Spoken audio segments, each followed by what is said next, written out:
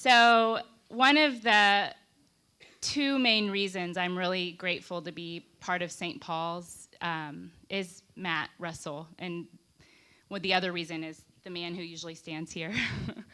But I think we're really lucky to have Matt here. There's a guy named Gregory Boyle, who you actually brought here once, who talks about the importance of going to the edges. And Matt is a person who goes to the edges and then goes slightly past the edges. And yes. Well, when he started certain things like Project Curate, which I think is one of the most important with Cleve Tinsley, one of the most important things happening in Houston right now, and maybe in our world, because it's healing racial injustice. And he said, I just want to get the people together that I want to go to jail with. Or you said that to me. I don't know if you remember that. Maybe I shouldn't have said that out loud. Anyways, we're really lucky to have Matt, because there's a lot of ways that Matt is pushing all of us to go to the edges and a little bit beyond, to stretch what it means to be in community and what it means to be in love with humanity. So I'm excited to hear Matt talk to us today, and I'm glad you're here.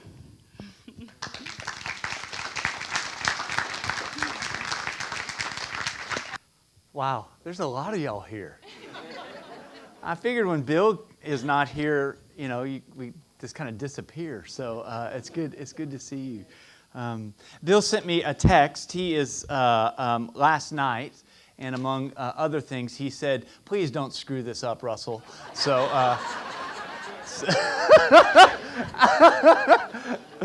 So I think he's doing well right now, wherever he is. It really is an honor. It's an honor to be here and to be involved in a conversation at Ordinary Life and at St. Paul's. I'm a person that's deeply in process. I thought I had it all together, and then it all fell apart. And like Pema Chodron says, that's just life. It comes together, and then it falls apart, and it comes together again, and then it falls apart. And so I become much more... I think I've learned, and I'm learning how to tend and befriend the falling apart and the coming back together. Because in the end, that is the pattern of life. And to resist that pattern, usually for me, has created behaviors that I have to end up facing in ways that have caused me great pain and other people great pain. And so to realize that it comes together and it falls apart and it comes back together again, there's a rhythm of that's deeply comforting to me. And so if you're in the falling apart pattern of that, then welcome. If you're in the it's coming back together part, welcome. The great thing is that both of y'all will trade places pretty soon. So it's just like that, and it's just like that. I think I've become interested in the edges of both culture, because I've become really interested in the edges of myself, and to realize that many times we create edges in our community, in our society, we other things because we don't know what to do. We don't know how to befriend those things that we end up othering. And I think if there is any type of spirituality that is that I'm attracted towards, it's the type of spirituality, in the words of Antonio Machado, who is a wonderful Spanish poet, who says all the words of Jesus can be summed up in the one word: wake up. Wake up. And so spirituality at its very core for me is a process of waking up.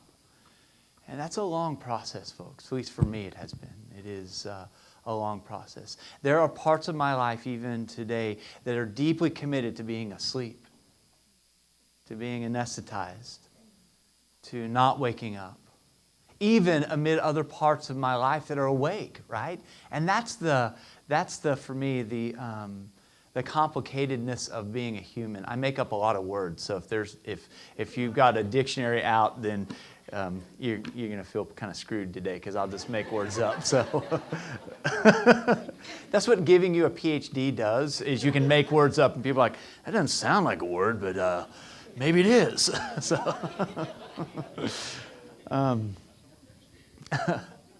but in the complicatedness of our lives, we wake up and then we are also deeply committed to not being awake. And what it means to be human, I think, is to live in that polarity and in those dichotomies and that type of structure. And I'm deeply curious and fascinated by folks that are committed to being awake. Bill Curley is committed to being awake. He's nuts, but he's awake, right? And he provides, what I love about Bill is he provides other folks like me the place of becoming awake. And coming awake doesn't, it's not always pretty. It's never pretty.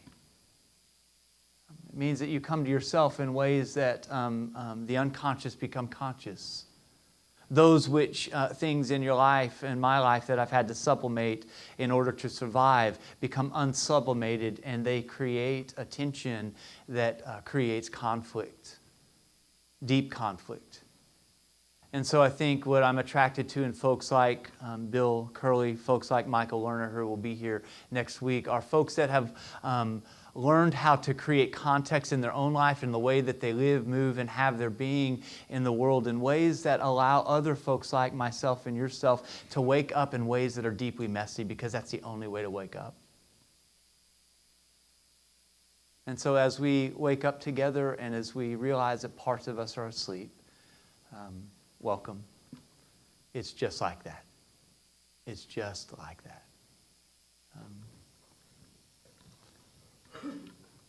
I wish I could do magic tricks now, but I don't have any of that. So I think this is the part where you do magic tricks, but I am woefully unprepared. What miracles? That's yeah. Thank you. Yeah. You're all. Yeah, that's going to be terrible if I try that.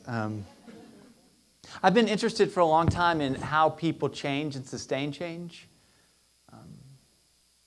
I was promised early on in a spiritual life growing up in the suburbs of Dallas, Texas, for a spirituality that would produce a change if I believed in certain things. If I gave myself to a discrete belief system, then certain things would happen and not happen, right?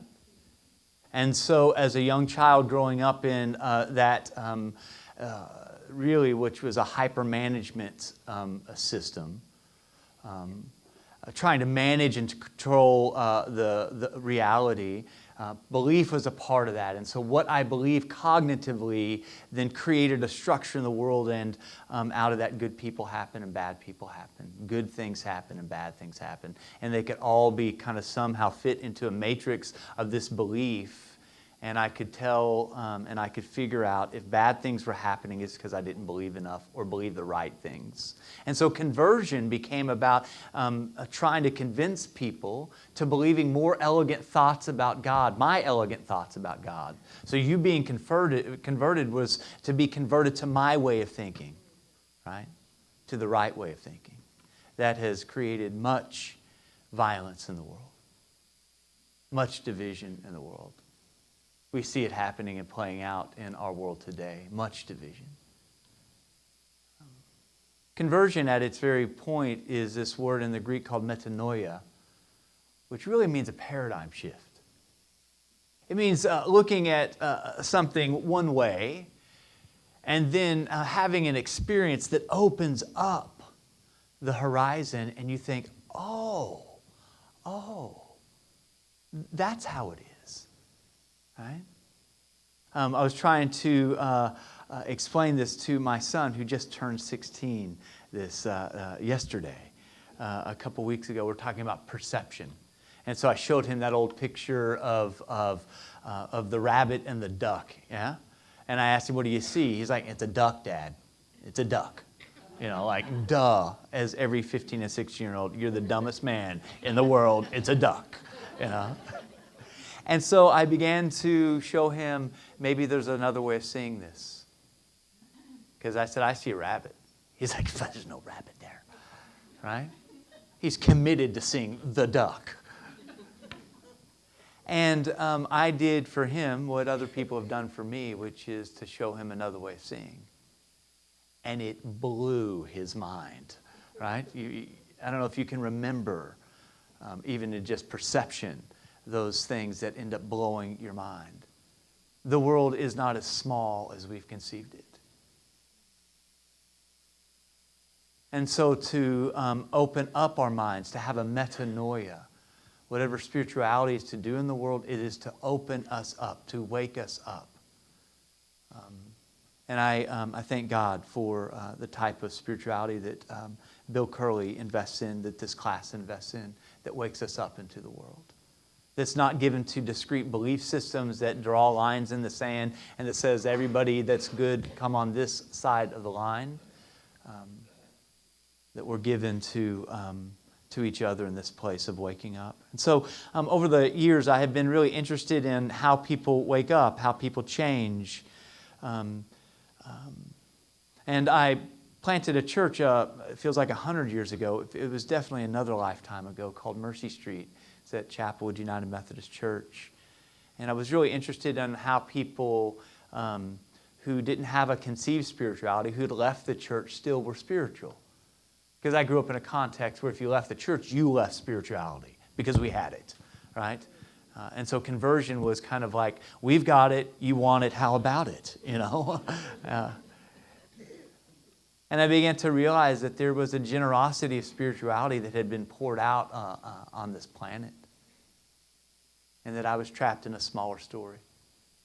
And so these folks that I was meeting, many of whom struggled with addictions, who began to gently but resolutely show me the places in my own behavior that were caught up and committed to being asleep.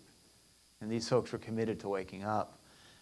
And because of that, they were committed to change. And so I got really interested in how people change and sustain change. And so in my own dissertation, I studied a group of women that were deeply traumatized through physical violence, sexual abuse. And they had integrated that in a really different way. They'd changed. They had all lived on the streets, all sold their bodies as commodities to put food on their table for their children. And they were living very different lives in the present moment. And I began to wonder, how does that happen? How do people change? How do people move from a place where they are defined by behaviors, where behaviors end up defining them, and how do they get released from those places? And so if I studied this, if I sat on the couch of my own therapy and my own spiritual director, Bill and I share the same spiritual director. We call her an ass-kicking nun. And and every time I leave her office, I kind of want to say to her, you're so mean, but you're so right, you know?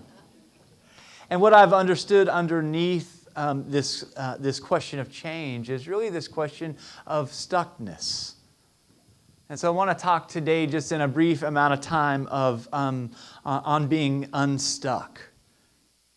Because the question that comes for me in all of this is, where are you stuck? Where are you stuck today? I thought about having us kind of turn towards each other and share those things. Because I don't think we get unstuck until we get really honest and vulnerable. Right? I think unstuckness comes at it with a price of our own humility. And for me, humiliation and humility are deeply connected. I wish they weren't, but they are. And so I think that if I were to hand you a journal and say, where are you stuck today, to give you a couple of moments and then ask you to write, my hunch is that each of us would be able to write, probably quite at length.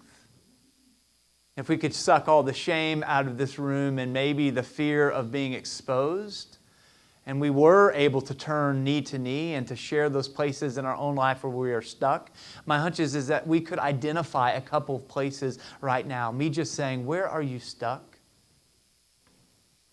There's something that comes up for us. Some of those things are deeply painful even this morning. conversations we've had with a lover, a partner, conversations we don't have. Behaviors that we keep deeply private and hope that they will go away one day. Things that we've done and undone, things that we've said and unsaid, things that we cannot undo.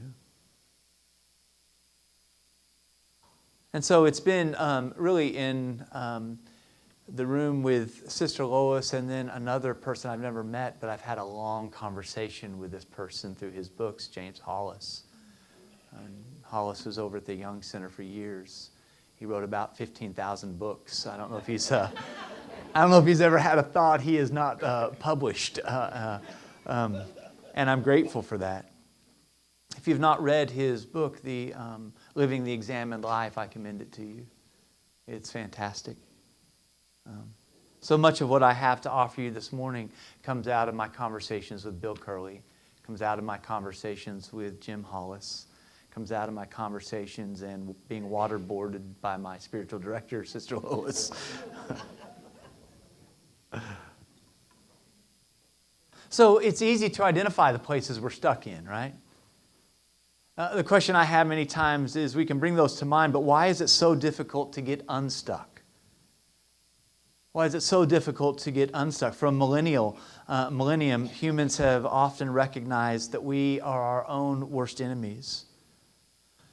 For most of humanity, the same problems keep showing up again and again and again. It's this cycle. In your own life and in my own life, it's not that I get really creative about my problems. I have the same problems. They manifest themselves in different ways, but they really are the same problems. They could be about power control. They could be about shame. They could be about constriction over anxiety. They're really not that creative. Now they manifest themselves in 1,000 different faces. I think about Paul, who wrote in Romans, who observes the good that he wants to do, but he often does not do it. And this one word over this whole passage, I think, in Paul's life is about stuckness. About why. Why am I stuck? How do I get unstuck? Why do I do these things? He employs this Greek word, akrasia, which really translates into this sense of having a damaged will, a dilatory will, something that you intend to do, your deepest intentions. I began to meditate about 4 or 5 years ago. There's a woman by the name of Tara Brach. If you don't know her, she's fantastic. I mean, she's a Buddhist teacher that has taught me more about my own faith than any person in the last 4 or 5 years. Taught me how to meditate. And there's a sense in which as I bring to these, into my own life intentions, these intentions that I have to be awake, I'm also confronted with another power within myself that's deeply committed to me not being awake, this damaged will, this insufficient intention. Why then, if these places embarrass us, if they hurt us, if they spill over into others' lives in ways that we don't want, why can't we will more? Why can't we resolve more?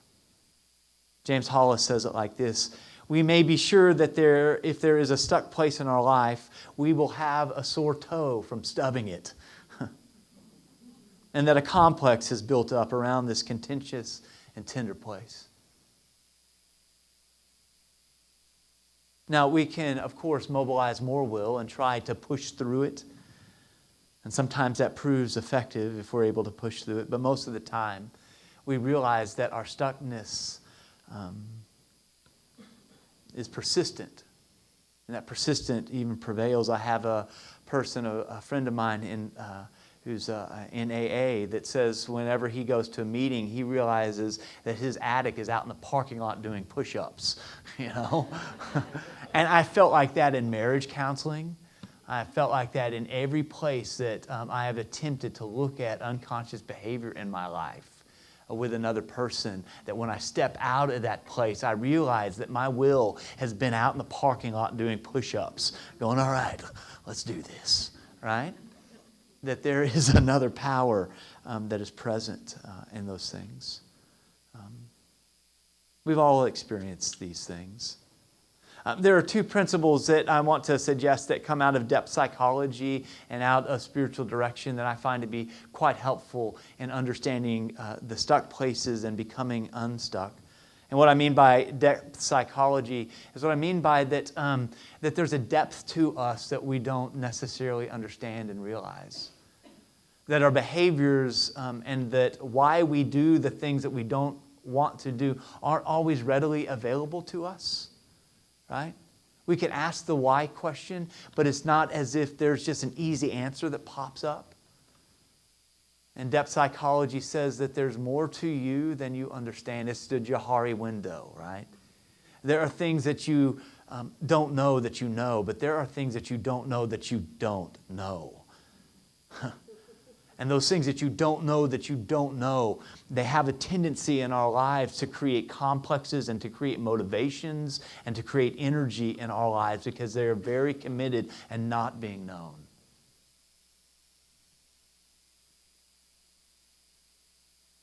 And so depth psychology suggests that there are two principles that we must become aware of. These two principles, it's not what it is about. Is the first thing about our stuckness. And then what we see is a compensation for what we don't see. Right? So it's not what it's about. Pick something in your life that you struggle with. Why do I do the things I don't want to do?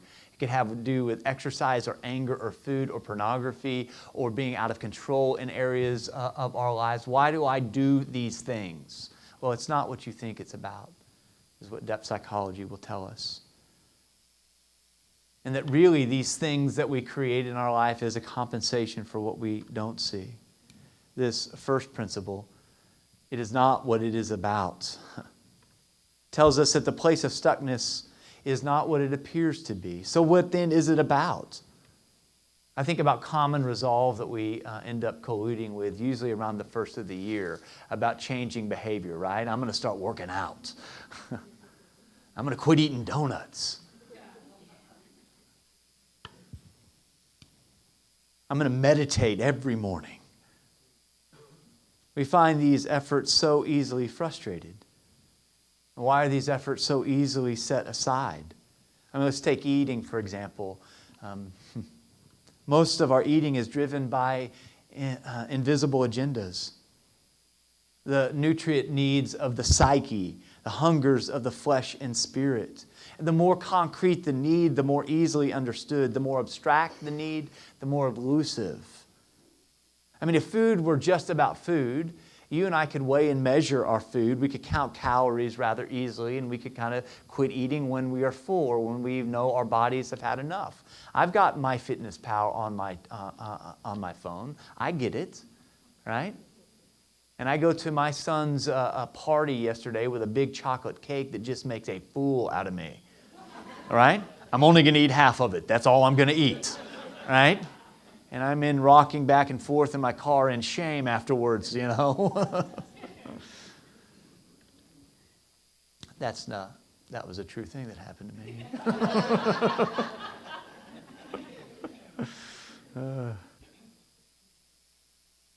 Food is an animated matter, though, right? It's animated. And matter derives from this word in the Latin, mater, where we get the word mother, where we understand what we're longing for is the source of all that we long for. The source of all that gets nurtured inside of us, that which gets fed, feeds us, and that which meets our needs the most. And so often then we project onto raw material our own emotional and social needs. It's more than just food. Food becomes love, it becomes continuity, it becomes ready presence in our life. And no matter how difficult our day has been, we can come home and we can open up the fridge and the lights come on and it's just like there's a soundtrack. Right? There it is. Welcome home. Welcome to love. Right? And this is just one of the ways of understanding eating disorders in our culture. Bulimia, the way that we eat, throw up food, the way we starve ourselves with anorexia. That these nutrients get connected to this deep psychological functions within ourselves that we're longing for, that we hunger for. They collude and get connected there.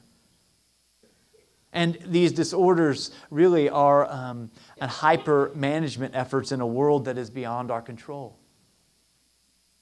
Just like religion is a hyper-management system in a world that is beyond our control, so is our connections to food or sex or power or serial relationships or anything in our lives that we say, why do I do this? These hyper-management efforts, I think they're a plaintive cry that there's never going to be enough love, enough nurturance, enough reassurance, enough security. And so these hyper-management efforts become quite available to us. This is how I understand addiction. This is how I understand my own addictive processes as hyper-management efforts in a world beyond our control. What St. Ignatius calls disordered attachments. I like that. Makes me feel a little less crazy too. These disordered attachments that we have that end up creating this hyper-management system to control the out-of-controlness that we feel in our world. And I think these attachments, these management systems are really surrogates to the Spirit in our life. They promise numinous. They promise that spark. They promise to protect. They promise to nurture. But the places that we get stuck in the most and we stub our toe in the most and then we build complexes around the most, those are the places that in these hyper-management systems promise to relieve us. And I think that's why it is so terrifying in the end to have to admit powerlessness, that these systems are not working. It's not just the relationship between our spouse or our lover or our partner or our friends are not working. The way that we have constructed our life, the systems out of which we have built our own lives are not working. Now, I don't have to just turn on the TV this week to realize that something is deeply broken within the management systems of our culture and our world. I don't have to just drive 5 miles from here and head into Gulfton, where 2/3 of every single student will show up hungry in an HISD campus tomorrow. Actually, Tuesday. Something's broken. Our hyper-management systems are not working. But like the emperor who has no clothes, we collude in these systems. As Monty Python says, one of my favorite spiritual resources, it's merely a flesh wound. As our arms cut off and we're spewing blood out. It's merely a flesh wound.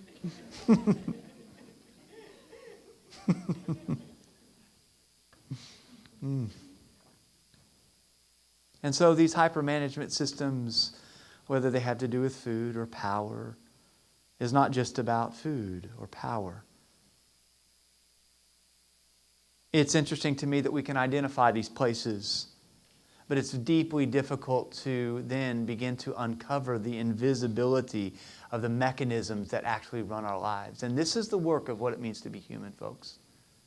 Any spirituality, any atheism, any non-spirituality that's worth its work in this world will press us to the types of resources that we need to uncover the invisible systems that actually are in operation in our lives. Hollis suggests that under each stuck place that there's a wire that runs deep into the resources, the archaic fields of our very being, and activates a field of anxiety out of which we are deeply unaware, but has enough power to reinforce any complex that we are holding on to and resists any type of change in our life. You know that to be true, don't you? You know that to be true in your own life. And like a fractal, if we were to pull the camera angle back and we were to see our world, any type of resistance to these kind of organizing principles, we react violently against because of what we're covering up, because of what it means to us, because of what the uncovering might do to us.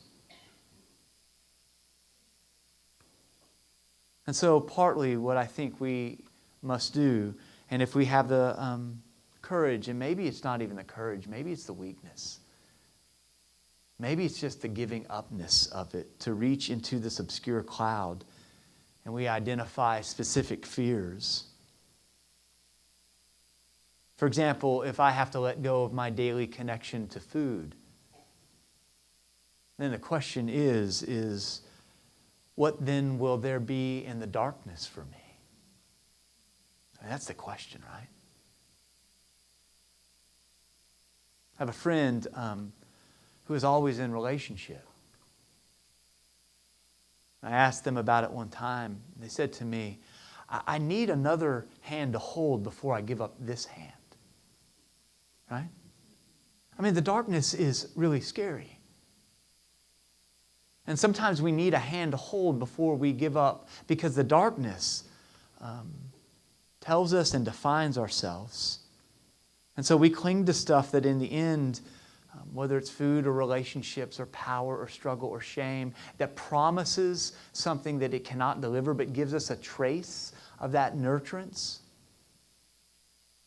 And so we walk around in these corpulent bodies where food promises to give us love. And there's just a trace of it. I think so too of sexual dependency and ritualized behaviors of all that seem to offer continuity and connection in a deeply disjunctive world. And what Spirit used to offer through tribal connection, through mythology, through us standing together in a deeper type of vulnerability of connection and tenderness, we must now search for many times as individuals amid all of this. And in the end, I think that there are two threats to our survival. This is not me. This is Young. This is Sister Lois. This is Jim Hollis. This is Bill Curley. There are two, I think, forces. We will either feel overwhelmed or we will feel abandoned when we begin to look at these things. When we encounter being overwhelmed, there's a deep sense of powerlessness that comes up. We experience these things as children. And these are things that, and Erickson talks about the first stage of development where trust and mistrust is what a child is working out. I find this to be deeply interesting. This is nonverbal, pre-verbal stuff, folks. We are trying to work out before we have language. How do we trust? What do we not trust? Right? Before we have language.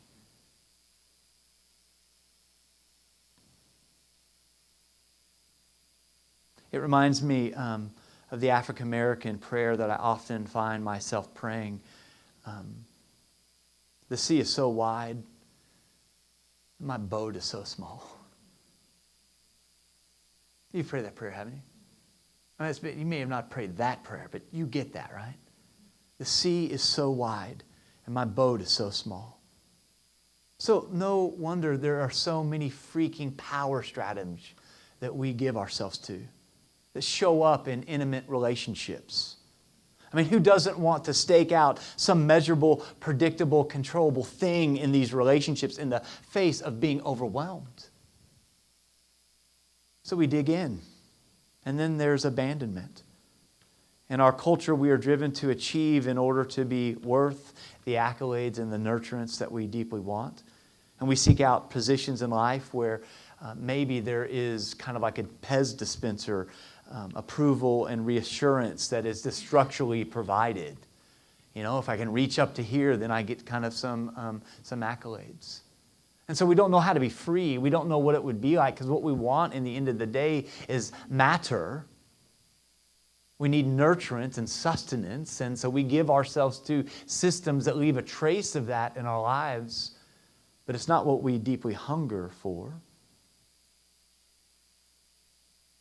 Or we become addicted to a substance whose presence is easily managed, yet whose payoff and satisfaction progressively declines.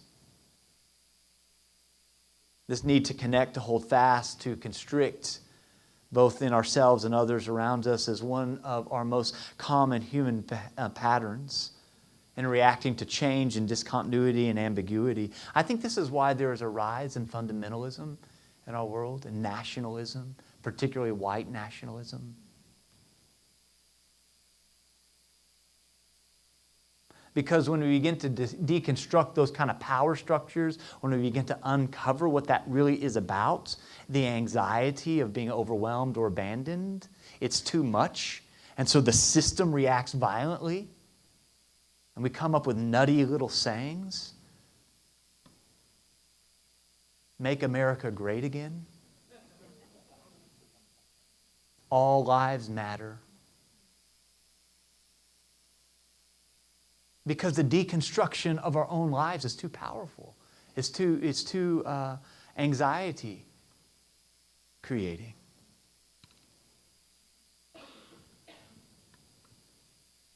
And so we begin to get a picture of why it is so difficult to get unstuck.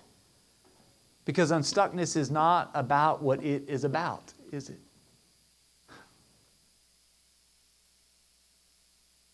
It's what we don't see, what mobilizes defenses in our life, projections, fixations, objects, behaviors, images, practices, codes, institutions, dogmas, precisely because they offer some relief from the primal anxiety that everybody in this world, everybody that is around you, everybody that you will see today and tomorrow and this next week are facing. And none of us then is free of these kind of reflexive management systems, these addictions, these compulsions. And what I mean by reflexive is that our response is automatic, right?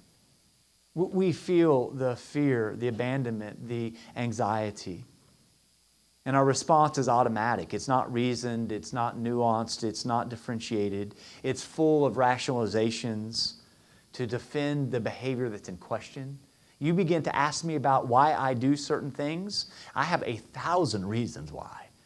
Right? I'll even lie to you about what they're about. I will. I know myself.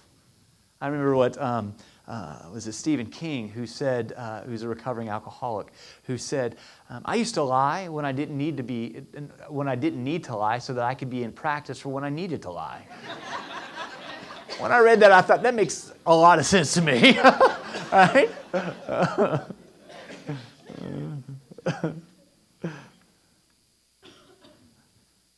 And it's typical that these management systems that we vow to replace or transcend, it also explains that why they're so resistant to our wills. To replace the system will mean that either we replace them with other systems, perhaps even more pervasive and costly. I've seen a lot of people replace an addictive system with a hyper-religious system. Right? It's just one system for another system. I've seen people do that in relationships. I've seen people do that in addictions. I've seen people do that with so many things. Because to stand nakedly before our own greatest threats of abandonment and anxiety is too much many times for us to handle. The sea is so wide. My boat is so small. And so to get unstuck, I think there's a couple things that has to happen. And this is not a 4 steps and you're unstuck deal, because I'm working this out. I think most of us die stuck. And I think that that's okay. I think that's the nature of things coming together and things falling apart and things coming together and things falling apart. But there are places in our lives that I think call of numinous, of spirit, is to continue to uncover the deepest fears in our life of being overwhelmed or being abandoned. And facing those things. One of the things that Jesus talks about is making friends with your enemies along the way. What happens when you find out that you are your own worst enemy? I used to think that hating myself would be enough to uncover why I did the things I did not want to do. It is not. Hate is just another management system.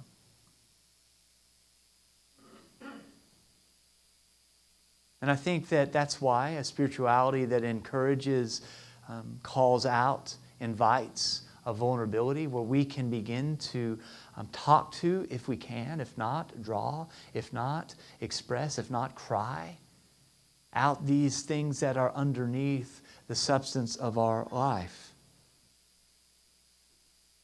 That we become at peace. We have to make friends with those enemies of our own soul. Now we resist.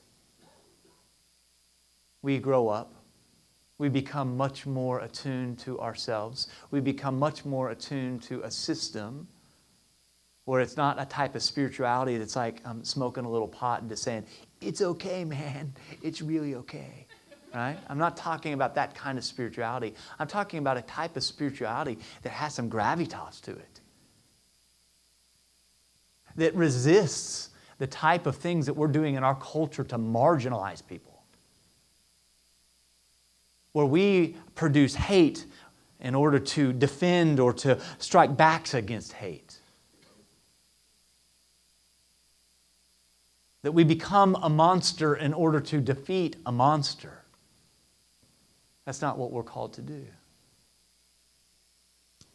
And so there's a type of spirituality that is baked, that is nurtured, that is saturated in a type of mystery that calls forth not the right answers, but the beingness in front of the unbeingness. It calls forth presence in the front of and in the face of deep anxiety, and you will feel small. You will feel overwhelmed. And if Richard Rohr is right, in that overwhelming sea, we somehow learn to breathe underwater.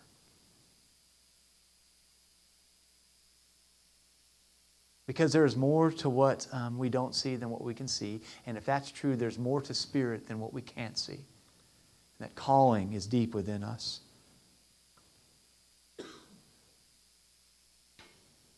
First of all, the things about letting go of things, the deep fear of what I think might happen to me, those things usually don't happen. Second, if they are to happen, then my hunch is that we could manage their happening. We could understand their happening. We can become a resilient person in the place of a defenseless, powerless child. And third, I think we have to go there. We have to go to that place of fear, that place of rationalization, that place of deep complicity. And that we face those things as ways of becoming unstuck. And so what would it look like if we colluded with each other in our lives for unstuckness? Which meant that we'd have to collude in deeper vulnerability. We would have to collude in deeper mystery. We would have to collude in not having the right belief system, but in the right share system. And what if in that place we're on each other's boats, always praying, the sea is so wide, my boat is so small.